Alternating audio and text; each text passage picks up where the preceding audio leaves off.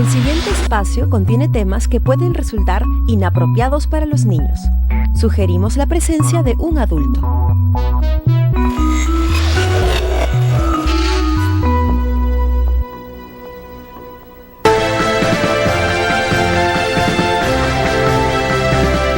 Lunes 4 de mayo, amigos, bienvenidos a TV Perimundo. Los saluda Paola Pejovés. Vamos a ver qué temas tenemos para usted.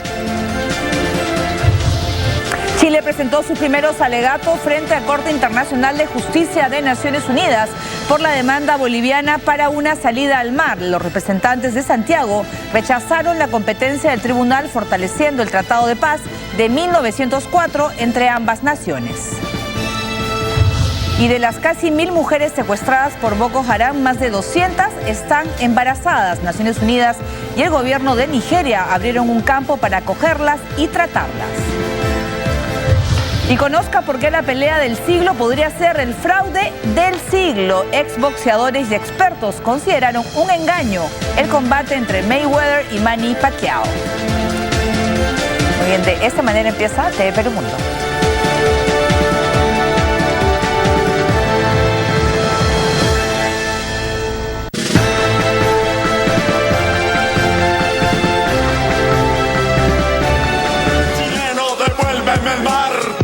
Quítate, me lo usurpaste. Oye, chileno, devuélveme el mar. Tú me lo quitaste, me lo usurpaste. Quiero progresar, quiero progresar. Que gallo me grita, que gallo me llama. Tú en tus alturas, quédate en tu bruma. Oye, chileno, devuélveme el mar. Tú me lo quitaste, me lo usurpaste. Quiero progresar, quiero progresar. Entre nosotros no hay nada. Acá bien claro lo dice. Tratado de paz y amistad. Venga, un abrazo que somos hermanos. Este tratado no vale pues. Usaste amenazas, tronaste cañones, disparaste balas, estas son mis razones. Ya se me olvidó en qué andaba. ¿Me andaba ahí buscando para algo? Oye, chileno, devuélveme el mar. Muy bien, teniendo de fondo la música de un rapero boliviano sobre la salida al mar, empezamos el programa. ¿Cómo están, amigos? Farid Cajat en el análisis. ¿Cómo está, Farid? Bueno, ya se conoció la postura chilena. Mañana se va a conocer la postura boliviana. ¿Cómo estás? Buenas tardes.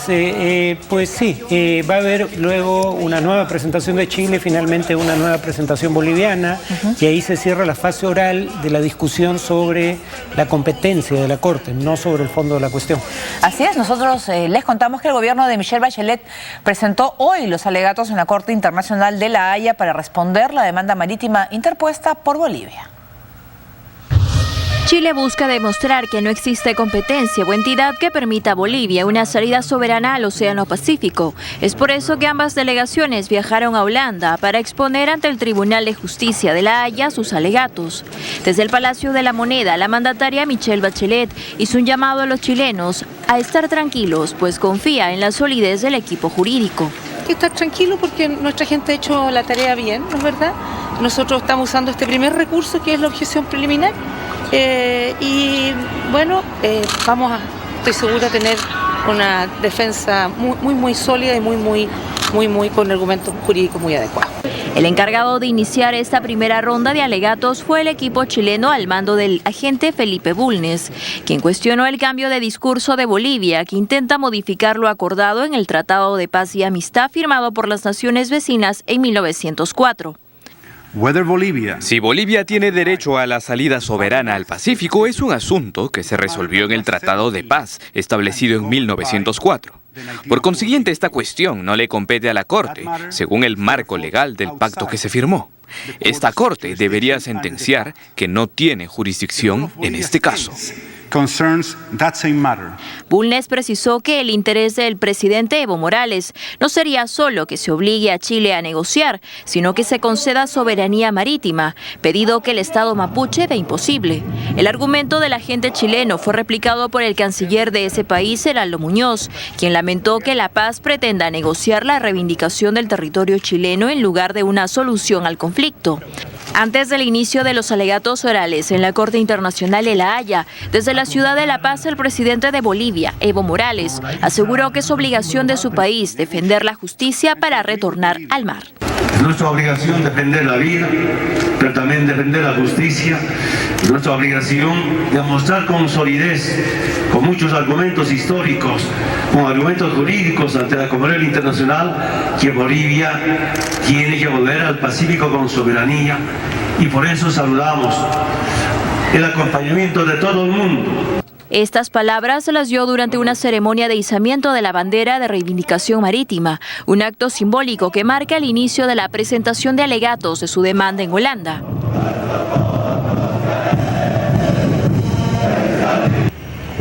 Se espera para este miércoles que la delegación boliviana, encabezada por el canciller David Choquehuanca y el expresidente Carlos Mesa, expongan sus argumentos. Luego se dará pie a la segunda ronda de alegatos, programada para el 7 y 8 de mayo. Una vez se cumpla esta fase, el tribunal tendrá 3 alternativas: aceptar la impugnación de Chile a su competencia, rechazar sus alegatos o postergar su decisión y decidir revisar el caso planteado por La Paz.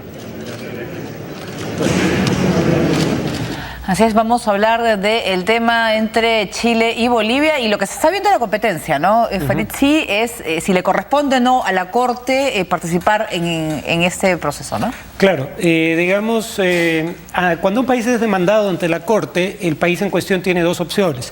Chile ha ejercido ambas opciones en juicios sucesivos, primero en el conflicto o en el diferendo con Perú y ahora en el diferendo con Chile. En el diferendo con Perú no apeló a la opción de presentar una excepción preliminar. ¿Qué quiere decir eso?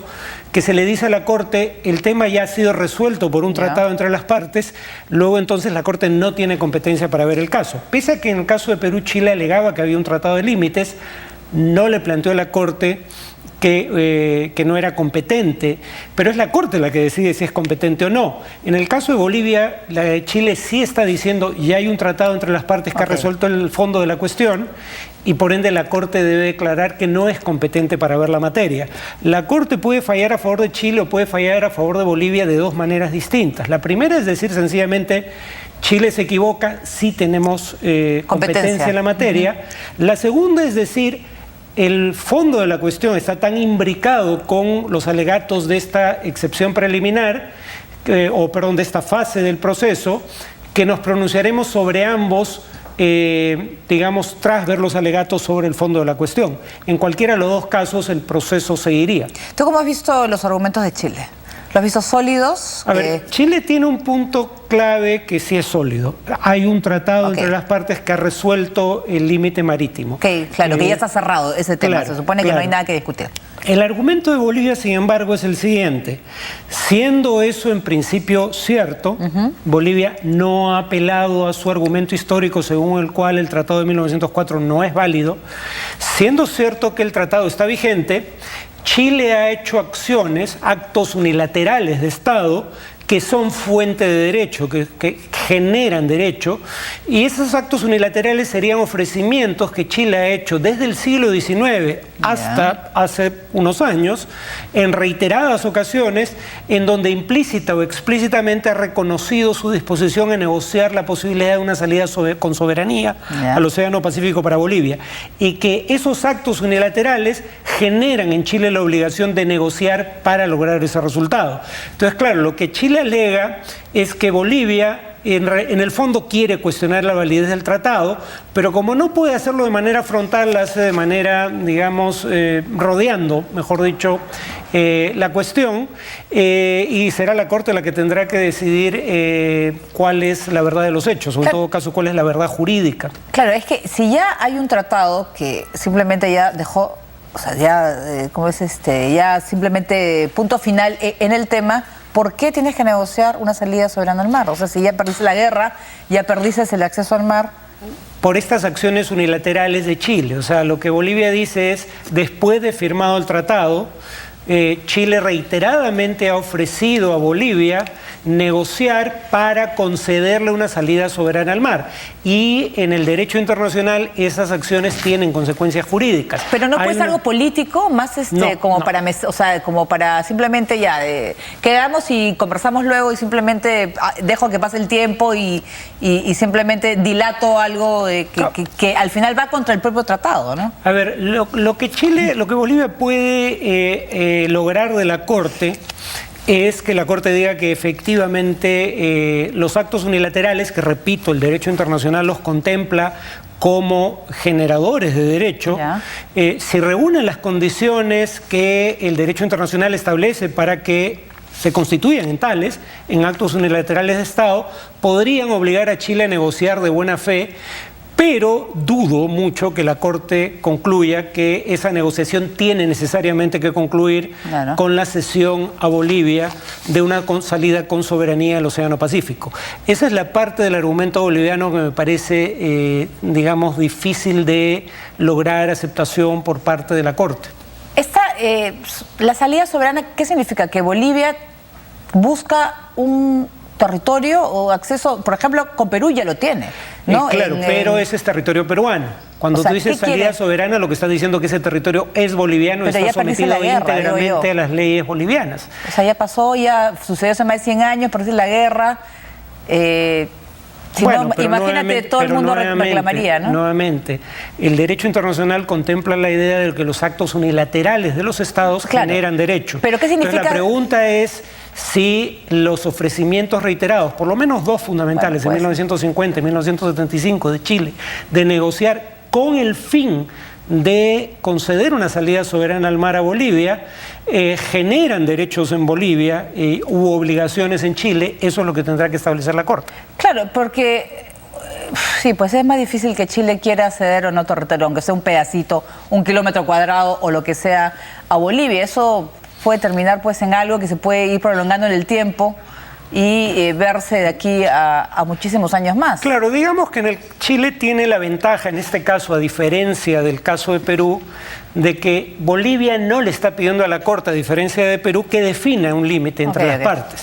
Bolivia le está pidiendo que obligue a Chile a negociar, incluso si la Corte dijera que es competente en la materia y que Chile tiene esa obligación de negociar, es altamente improbable que vaya más allá de ese punto y por ende dependerá de la voluntad del Estado chileno si hace concesiones territoriales o no en una negociación bilateral. Lo más probable, según la declaración oficial del gobierno chileno, es que esa concesión no se haga, haya o no haya negociación. Luego entonces, incluso si Bolivia gana, lo que puede obtener podría no ser la victoria que se le ha ofrecido al pueblo boliviano. Claro, porque es también difícil para Evo Morales, pero significa pues que no tiene entonces mucho que perder Chile, ¿no? O sea, podría estar tranquilos, como dice Michelle Bachelet, ¿no? Claro, digamos, yo tengo la impresión de que uno de los propósitos de Bolivia no es lograr que esta controversia jurídica resuelva el asunto de fondo, sino tener una base más para ejercer presión sobre Chile. Pero una, entre otras, no va a ser, repito, el final de la historia el que produzca este fallo. Claro, porque al final la salida al mar es un tema pues que en Bolivia, desde que perdieron la guerra, un tema que se mantiene su marina todavía. Todavía hay oficiales que navegan el Titicaca, pero continúan con sus actividades. O sea, ellos no han renunciado a las actividades marítimas de Bolivia. Y además, ¿no? La Constitución que se aprueba bajo Evo Morales el año 2009 establece que Bolivia tiene derecho a una salida soberana al Océano Pacífico y que esa demanda es imprescriptible y que no puede ser abandonada por sucesivos gobiernos de ese país. Muy bien, vamos a dejar a este tema y nos vamos a Venezuela. El régimen chavista al mando del presidente Nicolás Maduro habría destinado más de 200 mil millones de dólares, solo para transmisiones en televisión. Este gasto ha sido calificado de desmedido por el concejal metropolitano del partido Primero Justicia, Máximo Sánchez, quien denunció que el jefe de Estado no sea consecuente con la crisis económica que vive el país. El presupuesto destinado por el Ministerio de Comunicación e Información fue 41 millones de bolívares, es decir, 212.300 millones de dólares para programas especiales entre actividades oficiales y actividades públicas del jefe de Estado y el gobierno bolivariano. Los gastos de Nicolás Maduro podrían implementarse si se le suman los recientes viajes al exterior